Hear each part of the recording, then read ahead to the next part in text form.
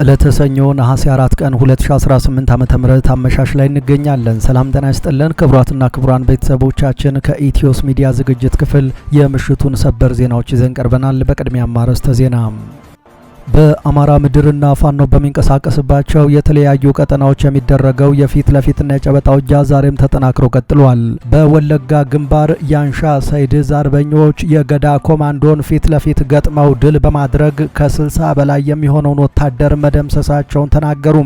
በምስራቅ ወለጋና ሆሮ ጉድሩ ወለጋ ዞኖች የአይሻ ሰይድ ዛናብስቶች እጅግ አስደማሚ ድል አብስረዋል። በውጊያው ከተደመሰሰው የገዳ ኮማንዶ በተጨማሪ እጅግ በርካታው ኃይል እጅ መስጠቱና መሳሪያዎችን መማረካቸው ተነግሯል። በሌላ በኩል ጭንቀት ውስጥ የገባው የብልጽግናው አገዛዝ የደሴ ከተማ ዙሪያን ጨምሮ በጦሳ ተራራና አካባቢው የመዋጊያ ምሽግ እየቆፈረ መሆኑ ታውቋል። በተለይ በከተማዋ ጢጣ ተብሎ በሚጠራው አካባቢ ሁለት ፋኖች ታይቷል በሚል ሰበብ የዞኑ ፖሊሶች የሚሊሻ አባላት ካገዛዙ መከላከያ ሰራዊት ጋር በመሆን ቤት ለቤት ፍተሻ እያካሄዱ ሲሆን በዚህ አካባቢ የመዋጊያ ምሽግ በመቆፈር ላይ መሆናቸውም ተሰምቷል። ይህ በእንዲህ እንዳለ በራያ ግንባር የማጥቃት ትዕዛዝ ለመቀበል በምሽግ ውስጥ በተጠንቀቅ ላይ የነበረው የአገዛዙ ጦር መፍረሱ ተሰምቷል። የፈረሰውን ሰራዊት እንደገና ለማስተሳሰር የሰሜን ምስራቅ እዝ አዛዡ አቶ አሰፋ ቸኮል ዛሬ ራያ ቆቦ ከተማ እንደገባም ነው የተነገረው። መረጃው በዝርዝር ደርሶናል፣ ተሰሙታላችሁ። የትግራይ መከላከያ ኃይል ቲዲኤፍ በሸረሪና ውጊያ ለመጀመሪያ ጊዜ አጥቂ ድሮን መጠቀሙን የትግራይ ቴሌቪዥን ዘግቧል። በሌላ በኩል ሸረሪና ሙሉ በሙሉ በቲዲኤፍ ቁጥጥር ስር እንደሚገኝና ያ ጦርነት የመጪው የጦርነት ማዕበል መግቢያ መሆኑን ገልጿል።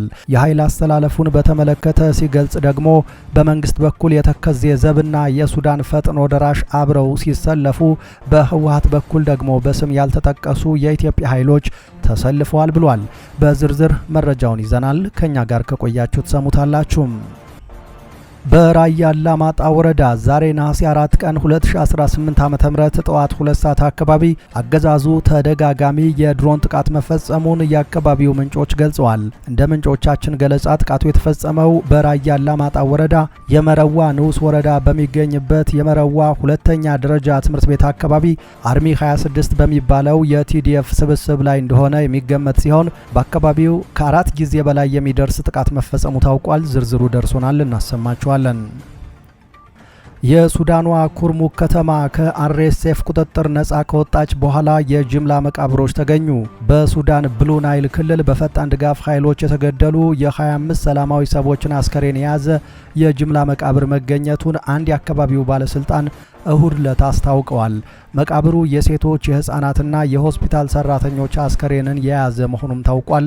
በብልጽግናው አገዛዝ የሚደገፈው የአርኤስኤፍ ኃይል በሱዳን ህዝብ ላይ የፈጸመው እልቂት ነው። ይሄ በዝርዝር መረጃውን እናሰማችኋለን። ክቡራትና ክቡራን ከኛ ጋር ከሆናችሁ እነዚህንና ሌሎችን መረጃዎች ከዚህ ቀጥለን በዝርዝርና በትንታኔ ወደ እናንተ እናደርሳለን። ኢትዮስ ሚዲያን ሰብስክራይብ ብታደርጉ ደግሞ በየቀኑ እንዲህ አይነት መረጃዎች በፍጥነት ይደርሷችኋል። አሁን በቀጥታ ወደ ዝርዝር መረጃው። በአማራ ምድር በአገዛዙ ጦርና በፋኖ ኃይሎች መካከል የሚደረገው የፊት ለፊትና የጨበጣ ውጊያ ዛሬም ተጠናክሮ ቀጥሏል። በራያ ግንባር የማጥቃት ትዕዛዝ ለመቀበል በምሽግ ውስጥ በተጠንቀቅ ላይ የነበረው የአገዛዙ ጦር መፍረሱም ተሰምቷል። የፈረሰውን ሰራዊት እንደገና ለማስተሳሰር የሰሜን ምስራቅ እዝ አዛዡ አቶ አሰፋ ቸኮል ራያ ቆቦ ከተማም ገብቷል ተብሏል። በራያ ግንባር በተለያዩ ምሽጎች ውስጥ ተመድቦ የነበረው የብልጽግናው አገዛዝ ጦር ዛሬ ነሐሴ 4 2018 ዓ.ም ፈርሶ አድሯል። ምሽግ ውስጥ በነበረው ሰራዊት መካከል በተቀሰቀሰ ግጭት አጥቢያ ሌሊቱን 3 ወታደሮች መገደላቸውን የሚዲያችን ወታደራዊ ምንጮች ገልጸዋል። ውጊያው ሲጀመር ፈርሰው ወደ ፋኖ ይቀላቀላሉ በሚል የአማራ ተወላጅ የሰራዊቱ አባላትን ከፊት አሰልፎ የጥይት ማብረጃ ለማድረግ በመስመራዊ አዋጊዎች ትዕዛዝ መተላለፉን ተከትሎ ነው ግጭቱ የተቀሰቀሰው። በተለይ በሆርማት ካምፕ አካባቢ በተቀሰቀሰው በዚህ የእርስ በርስ ግጭት የ3 ወታደሮች ህይወት ወዲያውኑ ሲያልፍ ሲያልፍ ሌሎች በርካታ ወታደሮች ደግሞ ቆስለው በሞትና በህይወት መካከል ይገኛሉ። ግጭቱን ተከትሎ በርካታ ወታደሮች ከጥርነፋ በመጥፋት ከነሙሉ ትጥቃቸው ፋኖን ተቀላቅለው አድረዋል። ይህንን ተከትሎ የሰሜን ምስራቅ እዝ አዛዡ አሰፋ ቸኮልና ሌሎች የእዙ ማረግተኛ ወታደራዊ አዛዦች ዛሬ ነሐሴ 4 2018 ዓ.ም ረፋድ ቆቦ ከተማ የገቡ ሲሆን የፈረሰውን ሰራዊት እንደገና ለማስተሳሰር ቢሞክሩም ነገር ግን ከአቅማቸው በላይ እንደሆነባቸው ምንጮቻችን ጠቅሰዋል ሲል የዘገበው መረብ ሚዲያ ነው። በሌላ በኩል በወለጋ ግንባር የአንሻ ሰይድ አርበኞች በንጹሃን ላይ ጭፍጨፋ ሲፈጽም በነበረው የገዳ ኮማንዶ ላይ በወሰዱት የጸረ ማጥቃት እርምጃ ከ60 በላይ ወታደሮችን ደምስሰው አንጸባራቂ ድል ተቀዳጅተዋል። በምስራቅ ወለጋ ዞን ጊዳያና ወረዳ አንገር ጉትን ከተማ መውጫ ላይ ጌጤ ግርማ መብረቅ ክፍለ ጦር፣ አንገር ጉትን ክፍለ ጦርና አበጀ ጥበቡ ነበልባል ክፍለ ጦር በተናበበ መልኩ በኦሮሚያ ክልል የገዳ ኮማንዶ ላይ አንጸባራቂ ድል ተቀዳጅተዋል። በውጊያው የተገደለውን እጅግ በርካታ የገዳ ኮማንዶ አስከሬን ለማንሳት የክልሉ ጥምር ጦር ዛሬ ረፋድ 4 ሰዓት ላይ ከአንገር ጉትን ከተማ በመነሳት ከዚያው ከከተማዋ መውጫ በር እንጅሮ ላይ ተግተልትሎ ሲመጣም በድጋሜ በፋኖ ተመቷል ነው የተባለው። በፋኖ ክፉኛ የተመታው ይህ ኃይል ወደ መሃል ከተማዋ በመሸሽ በፍርሃት ቤት ዘግተው የተቀመጡ ንጹሃን አማራዎችን ቤታቸውን ገንጥሎ በመግባት ህፃናትን፣ አዛውንቶችንና እናቶችን በአደባባይ መስመር ላይ እያወጣም ሲረሽን እንደዋለ ነው የተነገረው። ለክልሉ ህዝብና ለሚመለከታቸው አካላት በሙሉ ንጹሃን ላይ እየተደረገ ያለ የዘር ጭፍጨፋ በአስቸኳይ የማይቆም ከሆነ ጦርነቱ ወደ ህዝብ ለህዝብ መግባቱ አይቀሬ ነው በሚልም የፋኖ ኃይሎች ማስጠንቀቂያ ልከዋል። በዚህ ውጊያ ከ60 በላይ የገዳ ኮማንዶ የተደመሰሰ ሲሆን አንድ ብሬን 42 የነፍስ ወከፍ ክላሽ ጠመንጃም በፋኖ ተማርኳል። ይህ በእንዲህ እንዳለ አገዛዙ በደሴ ከተማ አካባቢዎችና በጦሳ ተራራ ዙሪያ ምሽግ እየቆፈረ መሆኑ ታውቋል። በተለይ በከተማዋ ጢጣ ተብሎ በሚጠራው አካባቢ 2 ፋኖች ታይተዋል በሚል ሰበብ የዞኑ ፖሊሶችና የሚሊሻ አባላት ከብልጽግና ሰራዊት ጋር በመሆን ቤት ለቤት ፍተሻ እያካሄዱ ሲሆን በዚህ አካባቢ የመዋጊያ ምሽግ በመቆፈር ላይ መሆናቸውም ተሰምቷል። በተመሳሳይ በከተማዋ ከወሎ ዩኒቨርሲቲ ማዶ በሚገኙ አካባቢዎች ላይ የቤት ለቤት ፍተሻ እየተካሄደ ሲሆን በአካባቢው ነዋሪዎች ላይ እስርና ድብደባም እየተፈጸመባቸው ይገኛል። የደቡብ ወሎ ዞን መቀመጫ በሆነችው ደሴ ከተማ በካድሬዎችና በተላላኪ ወታደሮች ዘንድ የተፈጠረው ጭንቀትና ሽብር አይሏል። ይህ ሽብርና ጭንቀት በካድሬዎቹ ዘንድ ብቻ ሳይሆን በሰራዊቱና በሌሎች የክልሉ ተላላኪ ወታደሮች ዘንድ ማየሉን ሚዲያችን ከደረሰው መረጃ ለመመልከት ተችሏል። በተለይ ፋኖ ከተማዋን ለመያዝ ተኩስ ከከፈተብን የሚሊሻና የአድማ ብተና አባላቱ ከፋኖ ጋር ተሰልፈው አፈሙዝ ያዞሩብናል በሚል በመከላከያውና በክልሉ ወታደሮች መካከል ከባድ አለመተማመንና ፍጥጫ ተፈጥሯል። በጦሳ ተራራ ልዩ ቦታው መስቀለ ክርስቶስ አካባቢን ጨምሮ በተራራው በርካታ ስፍራዎች ላይ ከጄኔራል መድፍ ጀምሮ ታንክና ሌሎች ከባባድ የጦር መሳሪያዎች የተጠመዱ ሲሆን በተጨማሪም የአየር መቃወሚያ ራዳር ሲስተሞች መተከላቸው ታውቋል። በከተማዋ ወደ ሐይቅ ወልዲያ መውጫ ልዩ ስሙ ጢጣ አካባቢም በተመሳሳይ ከባድ መሳሪያዎች እየተጠመዱ ሲሆን በገራዱ አቅጣጫና በሌሎች የከተማዋ ዳርቻማ አካባቢዎች ምሽግ እየተቆፈረ ይገኛል። በተለይ ከወሎ ዩኒቨርሲቲ ማዶ በሚገኝ አካባቢ የቁም ምሽግ ጭምር እየተሰራ ሲሆን በከተማዋ ጸጉረ ልውጥ በሚል የጅምላ ፈሳ መኖሩን ሚዲያችን ለማረጋገጥ ችሏል።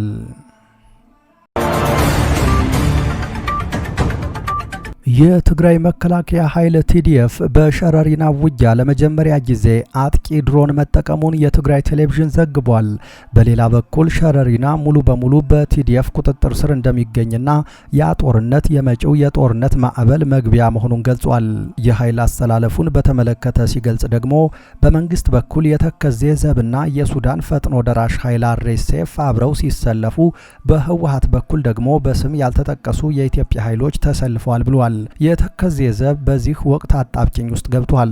ከፋኖ ወንድሞቹ ጎን መቆም ሲገባው ከብልጽግና ጋር ቆሟል። የፋኖ መሪዎች ለተከዜ ዘቦች ዋስትና በመስጠት አሰላለፋቸውን እንዲቀይሩ ማድረግም ይጠበቅባቸዋል ተብሏል። ህወሓትም አሁን ያለውን የብሔር አደረጃጀት ለማስቀጠል ምኞት ካለው የኢትዮጵያ ችግር እንደማይፈታ በማወቅ ለአቋም ለውጥ መዘጋጀት አለበት የሚል ሀሳብ ነው የቀረበው። በየቦታው የሚታየው የማንነትና የመሬት ይገባኛል መሰል ጥያቄዎች የሚፈቱት በአዲስ አስተሳሰብ ነው። ላለፉት 35 ዓመታት የተከተልነው የብሔር ፖለቲካ አወደመን እንጂ አልጠቀመንም።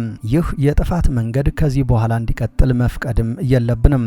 የጽምዶ ኃይሎች የፋኖን አዲስ አስተሳሰብ በልበ ሙሉነት ሊቀበሉትና ይህን መጥፎ ስርዓት ለመገርሰስ የሚደረገውን ትግል ያለምንም መጠራጠር ሊቀላቀሉት ይገባል ብሏል ጋዜጠኛ ፋሲሌን ያለም።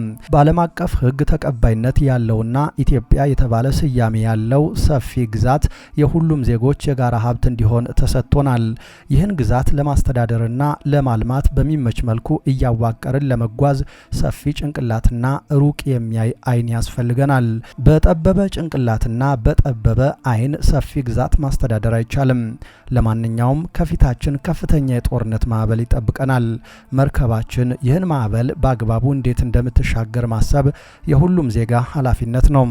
ከዚህ በኋላ በሁሉም ወገን የሚደረገው ውጊያ በድሮን የታገዘ በመሆኑ ጥፋቱ የትየለሌ ነው። ከገንዘብ በላይ ትንሽም ቢሆን የሀገር ፍቅር ስሜት ያላችሁ ጄኔራሎች ይህን ሰውዬ ዞር በማድረግ ሰላም እንዲመጣ ብትሰሩ ከታሪክ ተጠያቂነትና ምናልባትም ከሞትና ከእስር ልትድኑ ትችላላችሁ። ለአንድ መሪ ተብሎ ሀገር ሲተላለቅ ማየት ከኃጢአቶች ሁሉ የከፋ ኃጢአት ነው ብሏል ጋዜጠኛውም።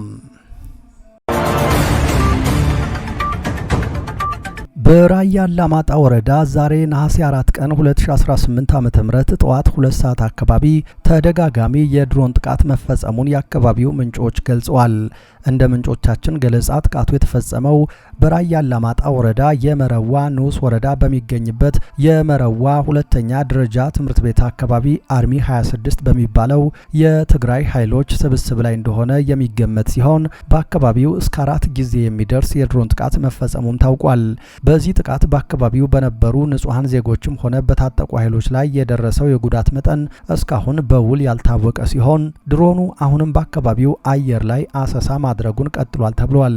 ስለተፈጸመው የድሮን ጥቃትና ስላስከተለው ጉዳት እስካሁን ድረስ ከፌዴራሉ አገዛዝም ሆነ ከትግራይ ክልላዊ መንግስት የተሰጠ ይፋዊ መግለጫ የለም።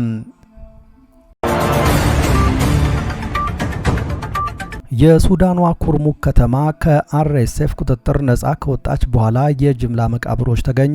በሱዳን ብሉ ናይል ክልል በፈጣን ድጋፍ ኃይሎች የተገደሉ የ25 ሰላማዊ ሰዎችን አስከሬን የያዘ የጅምላ መቃብር መገኘቱን አንድ የአካባቢው ባለስልጣን እሁድ ዕለት አስታውቋል። መቃብሩ የሴቶች የህፃናትና የሆስፒታል ሰራተኞች አስከሬንን የያዘ መሆኑ ተገልጿል። በኩርሙክ ከተማ የጅምላ መቃብሩ መገኘቱ የተሰማው የሱዳን ሰራዊት ካርቱምና ዜራ ግዛቶችን ከአርኤስኤፍ ነጻ ካወጣ በኋላ ተመሳሳይ የጅምላ መቃብሮች መገኘታቸውን ተከትሎ ነው። የኩምሩክ ከተማ ኮሚሽነር አብደል አቲ ሙሐመድ አልፋኪ በሰጡት መግለጫም የሰራዊቱ አባላት ታጣቂ ቡድኑን ከከተማዋ ካባረሩ ከአንድ ወር በላይ በሆነ ጊዜ ውስጥ በሰሜን ምስራቅ የከተማዋ ክፍል ባካሄዱት የማጽዳት እንቅስቃሴ መቃብሮቹን ማግኘታቸውን ገልጸዋል። አልፋኪ አክለውም ተጎጂዎቹ የተገደሉት አርኤስኤፍ በከተማዋ ላይ ጥቃት በሰነዘረበት ወቅት የአጥፍቶ ጠፊ ድሮኖችን በማስወንጨፍ ይጠቀምበት በነበረው ጄበል ፋንካት በተባለ ኮረብታ አቅራቢያ መሆኑን ተናግረዋል። የሱዳን ሰራዊት ኩርሙክን ሐምሌ 1 ቀን 2018 ዓ.ም መልሶ ተቆጣጥሯል። አርኤስኤፍ ስትራቴጂካዊ የሆነውን ይህንን የድንበር ከተማ በየካቲት 29 ቀን 2018 ዓ.ም በቁጥጥር ስር የዋለው በአብደል አዚዝ አልሂሉ ከሚመራው የሱዳን ህዝብ ነጻ አውጪ ንቅናቄ ሰሜን አንጃ ጋር በመሆን ከኢትዮጵያ ድንበር በኩል በጋራ በከፈቱት ጥቃት ነበር። የሰብአዊ መብት ተከታታዮችና የአካባቢው ነዋሪዎች አርኤስኤፍ ኩርሙክንና በአቅራቢያ የሚገኙ የብሉ ናይል አካባቢዎችን በቁጥጥር ስር አድርጎ በቆየበት ወቅት ከህግ ውጭ የሰዎች ግድያ፣ ዘረፋና አስገዳጅ ማፈናቀልን ጨምሮ በርካታ አሰቃቂ ድርጊቶችን ፈጽሟል ሲሉ ከሰዋል። ከኢትዮጵያ ጋር የምትዋሰነው ኩርሙክ በሀገሪቱ 10 ዓመታትን ባስቆጠሩ የእርስ በርስ ጦርነቶች ውስጥ በተደጋጋሚ በመንግስት ኃይሎችና በአማጽያን ቡድኖች እጅ ስትገባ የቆየችና ለግጭት የተጋለጠች ከተማ ናት።